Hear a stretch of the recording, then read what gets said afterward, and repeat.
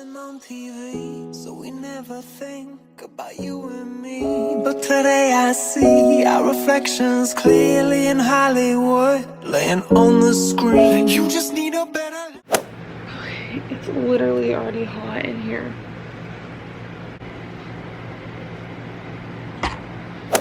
Okay, so the date is currently June. Whoa. The date is currently June 16th. It is 10:38 because I love nothing more than to lose sleep.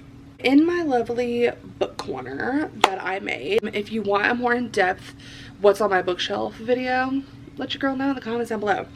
But today being the fact that it's June, and it's quite frankly basically in the middle of June,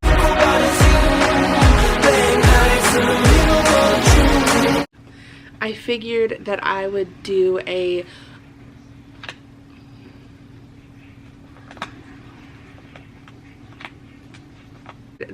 post a mid-year wrap-up just to kind of, you know, touch bases with everybody, you know, see how your reading's going for the year. So my goal, I thought I would push myself to do 40 books. Beside me, you can't see it, darling, but beside me here, I have all my books that I've read. And basically, I'm going to show you all of them, and I'm going to give you guys what I rated them. I'm going to tell you guys what I rated them. And I might tell you like how I felt about it. I don't think I'm going to go like in depth because I've talked about a lot of these books in other videos. I have Zodiac Academy number 8, Sorrow and Starlight. I love my Zodiac Academy world. That is my heart. That is my soul. I cannot wait for the next book to drop.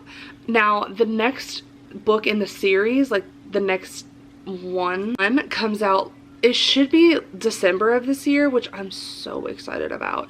But the sisters just released word that I want to say it's June 30th that they're going to release like a halfway book in between 8 and 9. It's so good. On Starlight, I rated it 4 stars. Now, if I remember correctly, the only reason I rated it 4 stars was because, like, girl, I don't know. I honestly, now that I think about it, don't know why I rated it 4 stars. Like, I know that it was, like, it was definitely one of those books that, like, really sat with me, but, like, there's other ones that I prefer in the series. The next book that I read was Before We Were Strangers by Renee yeah, that one. Carlino. This was so cute. I had so many people tell me that this was going to be one of those books that was like normal people, and in a way I guess everyone obviously perceives books in a different way when they are interprets books in a different way, you know. That's why we all have an opinion when we read things. I personally was not a huge fan of normal people, and I went into this book thinking that it was going to be like that and I wasn't going to like it, but I rated it 4 stars. It was actually really, really good. I don't really have anything bad to say about it. I did love the little plot twist at the end. That was amazing. Was Icebreaker by Hannah Grace. This book was so cute. I have so many people that are like, Kayla, this book, like, because I recommended it to people because I obviously thought it was cute. But a lot of my friends were saying that it was one of those where it just kind of jumped in and there wasn't a lot of plot or a lot of build up to things, which I guess as someone that can, like, that doesn't, like, I'm not a huge fan of slow burn. I like it, but I'm not a huge fan of it. Like, I'd rather just jump into the relationship. I do love a good banter moment and everything, so I guess that's why I wasn't really bothered with that. I did rate this one 4 stars as well. The next book that I read was Good Girl, Bad Blood by Holly Jackson. If you guys did not already know, Good Girl's Guide to Murder is one of my favorite, like, thriller mysteries that I've ever read. It is so incredible. So when I kept sitting here looking at this book on my TBR, I was like, dude, just read it. Just read it. It is so good. It's like, it's such like a different perspective, being that there's like another murder in town, but like she's also doing the podcast and her mom, and you know, everybody's like, stop doing it. Like, obviously this person is literally telling you like they're gonna like do this and this and this and whatever, you know, but I just love it. I love it. I missed Pip and I missed Ravi, and is A Million Kisses in Your Lifetime by Monica Murphy. So this one, I love doing annotations. They're like one of my favorite ways to express my love for a book, and I don't know if it's just because of how like thick this book is, and like the writing in it, this doesn't spoil anything, the writing in it is like, the font is huge, so you're like reading it pretty damn fast. And y'all, I read this and probably, now keep in mind your girl has a full-time job and I don't have time to just sit and, you know, read books, unfortunately, even though I wish I did. This book, I sat and finished it, I want to say in less than like 4 days, something like that, maybe 5. This book I rated 5 stars because it was just that good. So the next one that I got for you is Daisy Jones and the Six by Taylor Jenkins Reid. This one, again, I was not expecting to like it at all because I thought it was going to be one of those like historical types of books. But the way that she wrote this was literally spectacular. I rated it 4 stars. I still have yet, you guys are going to kill me, I still have yet to watch the last like 4 episodes or whatever. I know it came out forever ago, but your girl's been busy, okay? But also, this is the first time that I like annotated with like colors that like basically match the cover, so I was like obsessed. But this book is so cute. I cried. I don't want to say plot twist, but like the ending had me shook. All I'm going to say is Josh and Hazel's Guide to Not Dating by Christina Lauren. I am a big sucker for a good Christina Lauren book. I love them so freaking much. I rated this book 4 stars only because it wasn't like my favorite Christina Lauren book I've ever read, but it was cute. If you guys didn't watch my Spend a Weekend with Me in the Cabin video, I read this book there and I finished it there, and it was very cute. I will say they had a lot of like cute like little like quirky moments. I don't know how to explain it, but it was very cute. I don't really have much else to say about it. I just know that this one was really cute and I love Christina Lauren. So is Without Merit by Colleen Hoover. So this book, obviously I had bought it because I'm basically trying to finish her whole discography or whatever of books, because who's not trying to do that? Anyways, this book, I'm not gonna lie, I think it, like, when I first started it, like, I'm a weirdo when it comes to like small print. Like, I know I'm probably not the only person that's like that, but like I quite literally cannot stand small print, and I think that's one thing that kind of tore me away from it. Like, I'd rather read what feels like 800 pages than read 300 and it feel like I'm reading 5,000 words on one page. Maybe it's just me, I don't know. But anyways, as far as the story goes, the story was very different. I rated this book 3 stars only because Colleen has had better books. Now, I'm not saying that this is a bad book. I'm just saying that from my personal preference, it wasn't my favorite that Colleen's ever written. If you didn't know, my favorite is Hopeless. I love Hopeless. I'm planning on rereading it and maybe making a video about it or like a vlog or something. Let me know if you guys would be interested in that. I freaking love Hopeless and Losing Hope. Those are my 2 favorite Colleen Hoover books. Besides like November 9, but this is not a Colleen Hoover video. Anyways, but so I read this so I could slowly make my way toward, you know, out of her books and get them read, because I obviously want to read every Colleen Hoover book, because why not?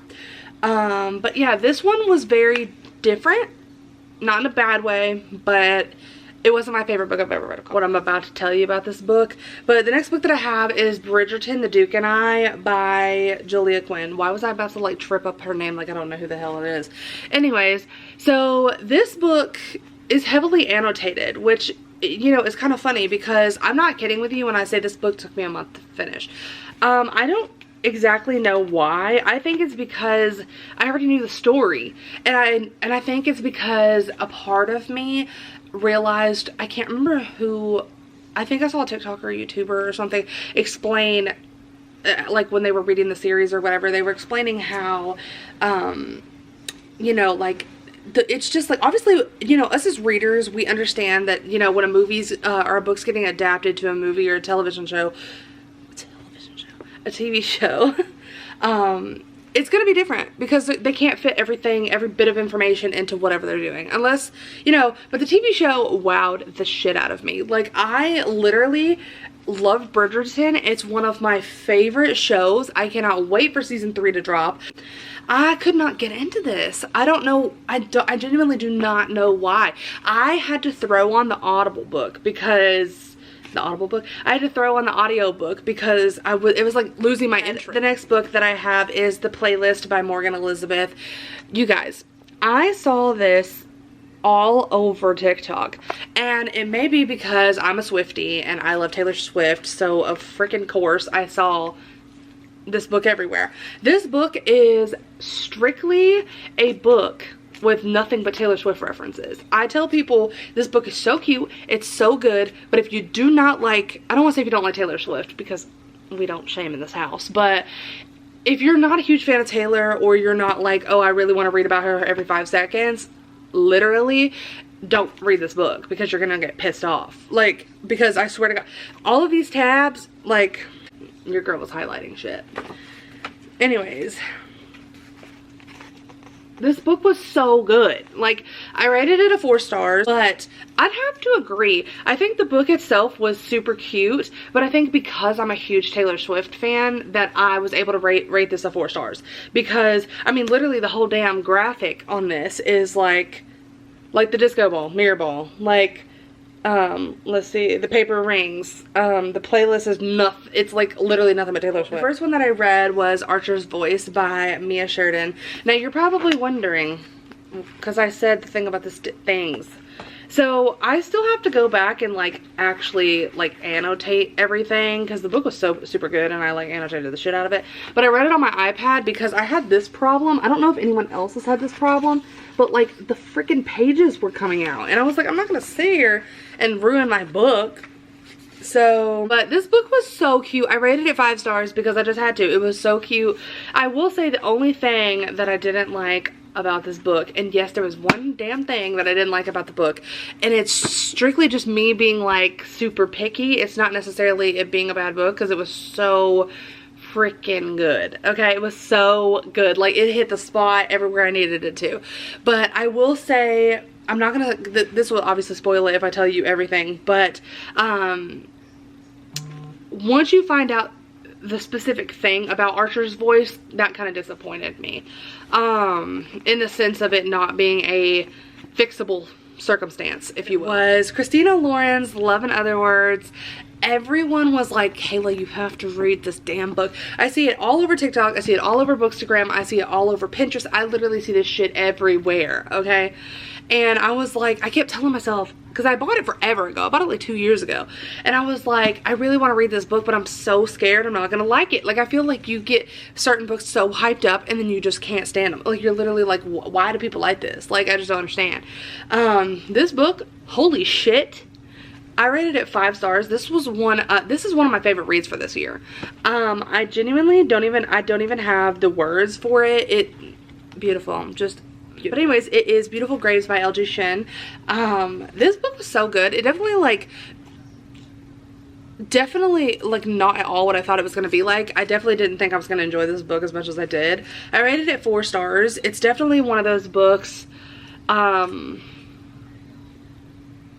that like constantly leaves you wondering like what's gonna happen next. Anyways, this book is so good. 4 star is Heartbones by Colleen Hoover. This one, y'all, this was a 4 star for me. This one was so good. It gave me very Every Summer After, Summer I Turned Pretty, that type of vibe. I'm obsessed. I did not expect it. I didn't think it was gonna be a summery book. I don't even think it says that on the back. Unless I'm just like actually stupid. No, it literally says remainder of her summer. Okay, I'm just stupid. Anyways, this book was so cute.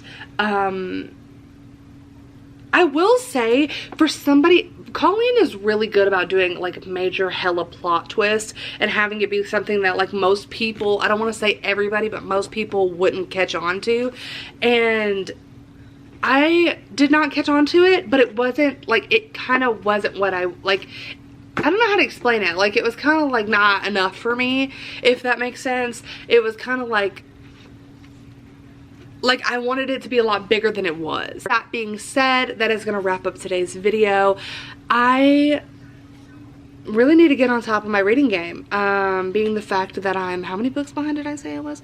I'm 3 books behind schedule. I'm currently working on a reading vlog for a other book that I'm reading right now. I hope that you took something from this video, whether it was a good book recommendation or maybe it's the fact that you're like me and we need to get on top of our shit and stop, you know, not reading. I will see you guys next week. I hope you guys enjoyed this video. Don't forget to subscribe and comment whatever type of videos that you guys would like below. Remember to like this video, share it with your friends, turn the post notification bell on so you get notified every single time that I upload a brand new video. And I will see you guys next week.